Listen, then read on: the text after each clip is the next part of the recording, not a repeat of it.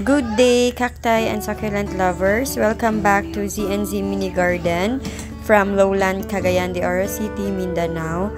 So, konting update lang for today's ganap dito sa itaas na garden natin. Kasi, nagmamaganda ang ating cat's claw for today, mga mommies. Super red na yung tips niya. Dati, hindi kasi ako nabubuhayan neto, pero ngayon mga mami, buhay naman sila. 2, 4, 6, 7, ito pala sila lahat.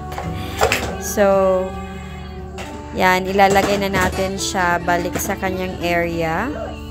So, naka full sun sila dito mga miss, and rain or shine sila, wala silang UV plastic or net. Ito naman ang ating napakamabait na Mendoza. Oh.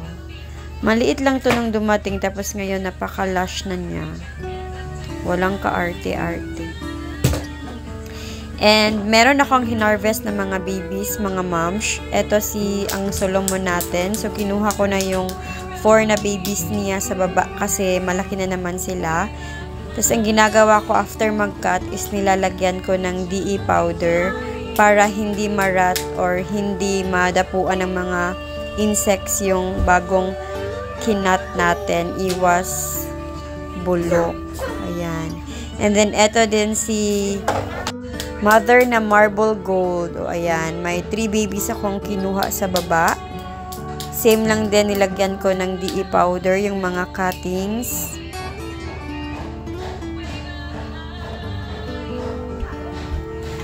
No, ayan sila. Tapos, etong ruby dona natin, mamis, is tinapcut ko kasi medyo may nangyari sa top portion niya. Parang nag-elongate, tapos parang na-fungus kasi may mga black spots yung mga leaves niya. So, eto na yung top natin.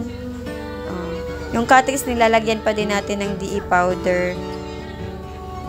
And then, nilalagay ko sila dito muna sa shaded area para hindi naman mabulok if sobrang init kapag ibabalik agad natin sila sa original nilang area na napakainit, mamish. And ito yung mga big curly caranculated na succulents natin. Nagmamaganda din sila kapag pinu-full sun, lalong kumukulay, tapos yung mga carancled ay lalong kumakapal at nangungulubot. So, ito. Siya ang pinakamaganda. Ito siya. Nagbigay na to ng 3 baby sa atin.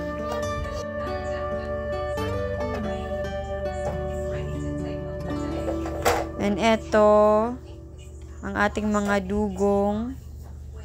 Ayan. Super makapal na ang dahon and kulubot ang mga carancled niya, mami.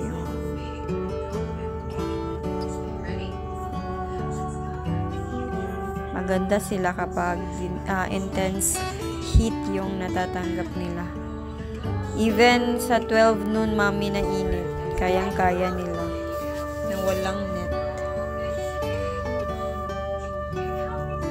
Ito ang ating Mademoiselle na 1 month pa lang pero super big na. That's all for today's video, mga moms. And don't forget to like and subscribe to our channel for more updates on our cactus and succulents. Bye-bye!